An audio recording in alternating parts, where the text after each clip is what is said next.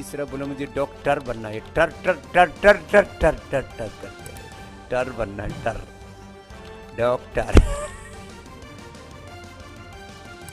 1000 doctor तो अभी corona की डबल वैक्सीन लगाने के बाद मर गए। कल क्या समाचार है? कितने? 1000 डॉक्टर डबल वैक्सीन लगाने के बाद भी मर गए। अपने आप को ही नहीं बचा पाई, वो कैसी डॉक्टरी। तो मैंने कहा डॉक्टर बनना है तो स्वामी रामदेव जैसा बन, जिसके पास में कोई डिग्री नहीं और सबका डॉक्टर है। Without any degree, with divinity, with dignity, I am a doctor.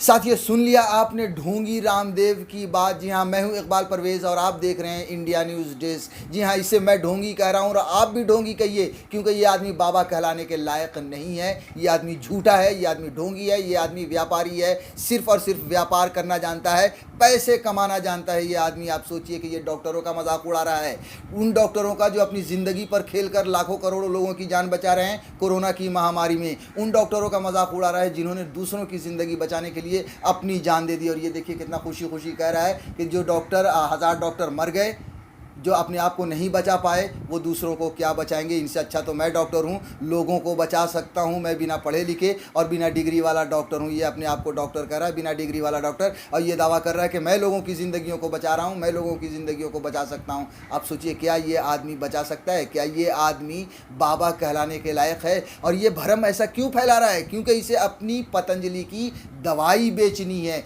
लोगों को, लाखों करोड़ों लोगों की ज़िंदगियों को ये आदमी भ्रम फैला कर जो है सो मौत के मुंह में ढकेल रहा है। साथियों, हम आगे और इसको एक्सपोज करेंगे और वीडियो दिखाएंगे, जिससे आपको ये यकीन हो जाएगा कि वाकई में ये बाबा कहलाने के लायक नहीं है। ये आदमी ढोंगी है। ये आदमी अपनी पतंजलि की दवाइयों को बेचने के लिए इस तरह के भ्रम और झूठ फैला रहा है, लोगों को मौत के मुंह में ढकेल रहा है। साथियों, अभी आपने पिछले 3-4 दिनों पहले सुना होगा कि बाबा रामदेव ने क्या किया।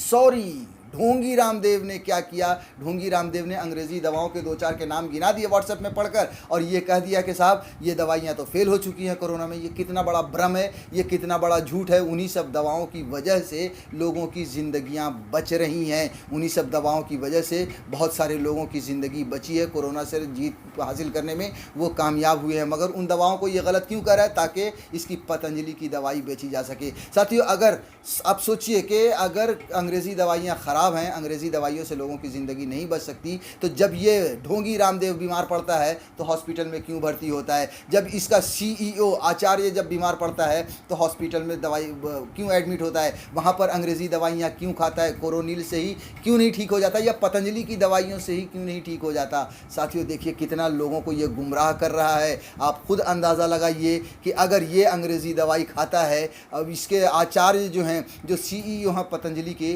वो अंग्रेज़ी दवाइयाँ खाते हैं, मगर ये आम आदमियों को अंग्रेज़ी दवाइयों के ख़िलाफ़ भड़का रहा है। आप अगर ये वीडियो आपने फिर देखा है तो आप देखिए कि ऐसा लग रहा है कि ये जश्न मना रहा है, ये खुश हो रहा है उन 1000 डॉक्टरों की मौत पर। क्यों?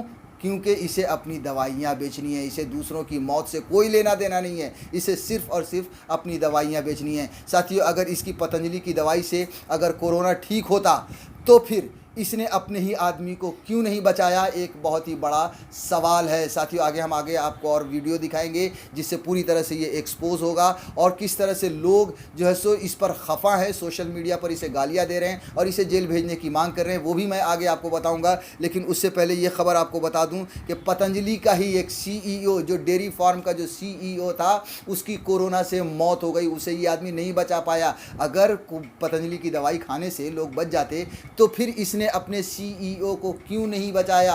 पतंजलि का CEO क्यों मर गया? देखिए हेडलाइन, पतंजलि के डेयरी कारोबार के CEO सुनील बंसल का कोरोना से निधन, 2018 में संभाला था कारोबार। सोचिए, बाबा रामदेव जिस तरह से दावा कर रहा है कि इसकी दवाई आप खाएंगे तो आपको कोरोना नहीं होगा, आप ठीक हो जाएंगे, तो फिर ये CEO मर गया। कैसे मर गया? आप इसके झूठ को पहचानिए, इसके फरेब को पहचानिए, इसके धोखे को पहचानिए और इसे बाबा कहना बंद कीजिए, इसे ढोंगी कहिए। साथियों, जब से ये वीडियो वायरल हो रहा है सोशल मीडिया पर, जिसमें ये डॉक्टरों की मौत तक का मजाक उड़ा रहा है, तब से लोग इससे सवाल पूछ रहे हैं और इसे जेल तक में डालने की मांग की जा रही है। जी हाँ, एक बहुत ही बड़े पत्रकार हैं अजीत अंजुम, उन्होंने ट्वीट करके कहा है इस आदमी का कोई इलाज है क्या, है कि नहीं है? नहीं है, इसका मुझे नहीं लगता कि इस आदमी का कोई इलाज है, क्योंकि ये आदमी ऐसा ही है। ये आदमी सिर्फ और सिर्फ ढोंगी है, ढोंग फैला सकता है। एक आदमी और है, बहुत ही सीनियर पत्रकार हैं, विनोद कापड़ी, जी हाँ आपने उनका नाम सुना होगा। साथियों, विनोद कापड़ी ने भी बहुत बड़ी आपत्ति जताई है और इन्होंने कहा है कि इस आदमी को तो जेल में होना चाहिए, लेकिन ये आदमी जेल में नहीं जाता है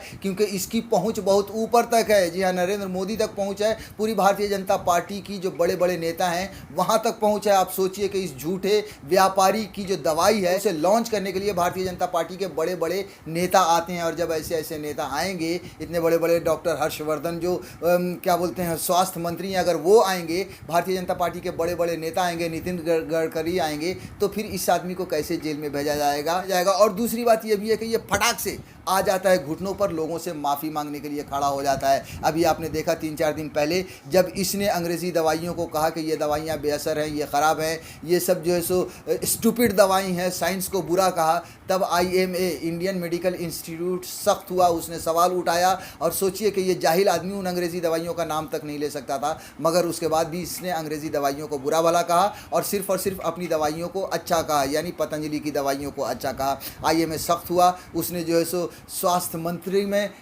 मंत्रालय में उसने चिट्ठी लिखी। उसके बाद बाबा रामदेव को भी नोटिस भेजा, और जैसे इसके पास नोटिस आया इसके हाथ पैर फूल गए और इसने माफ़ी मांगा, और एक तरह से माफ़ी मांगा और वहाँ से लिखित बयान दिया।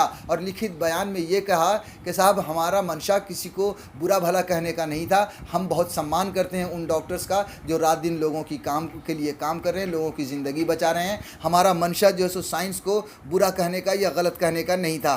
तो सोचिए कि जो दवाइयाँ सालों से चली आ रही हैं, लाखों करोड़ों लोगों की कोरोना से पहले भी जान बचाई है, कोरोना की महामारी में भी जो दवाइयाँ जान बचा रही हैं, और कोरोना के बाद भी एलोपैथी जो लोगों की ज़िंदगी बचाती रहेगी, उस साइंस को ये आदमी जाहिल अंगूठा छाप आदमी कहता है कि ये स्टूपिड साइंस है। ये कितना बड़ा मजाक है। इसलिए IMA को गुस्सा होना लाजमी था, और जब उसने नोटिस भेजा तब इनकी हालत पतली हो गई, घुटनों पर आ गए। उन्होंने लिखा, हरिद्वार स्थित पतंजलि योगपीठ ट्रस्ट ने एक बयान जारी कर कहा कि रामदेव चिकित्सकों और चिकित्सा कर्मियों को बेहद सम्मान करते हैं जो महामारी के ऐसे चुनौतीपूर्ण समय में दिन रात काम करते हैं। इसमें कहा गया कि वह उन्हें और कार्यक्रम में भाग ले रहे कई अन्य सदस्यों को व्हाट्सएप पर प्रस्ताव एक अग्रसरित संदेश पढ़ रहे थे। सोचिए, व्हाट्सएप पर जो संदेश अंधभक्तों के लिए जो बांटा जाता है वही संदेश ये पढ़ रहे थे। असल में इन्होंने ही अपने अंधभक्तों तक वो मैसेज पहुंचवाया होगा कि भैया, कोरोना की ये जो अंग्रेज़ी दवाइयां हैं वो फेल हो चुकी हैं, तुम हमारी पतंजलि की दवाई खाओ, क्योंकि ये व्यापारी है। और इसी तरह से ये लाखों करोड़ों लोगों की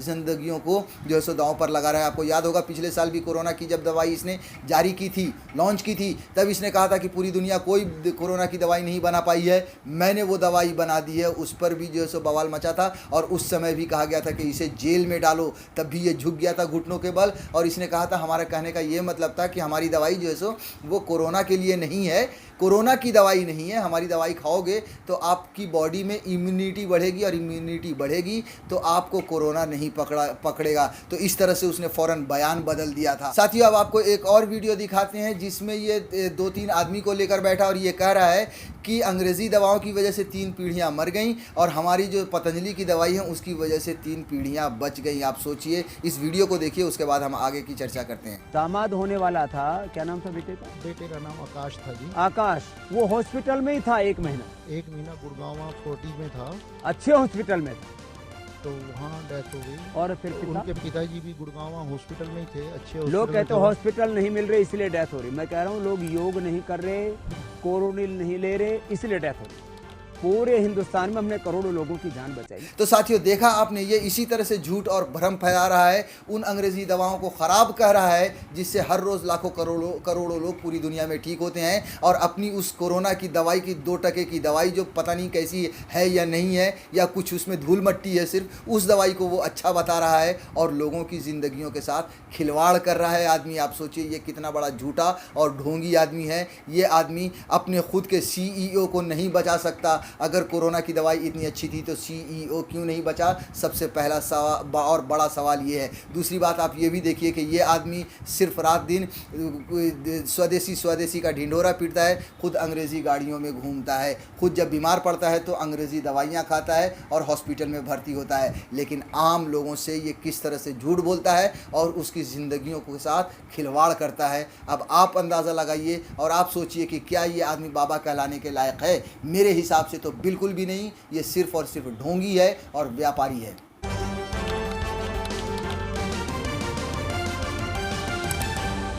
आपकी आवाज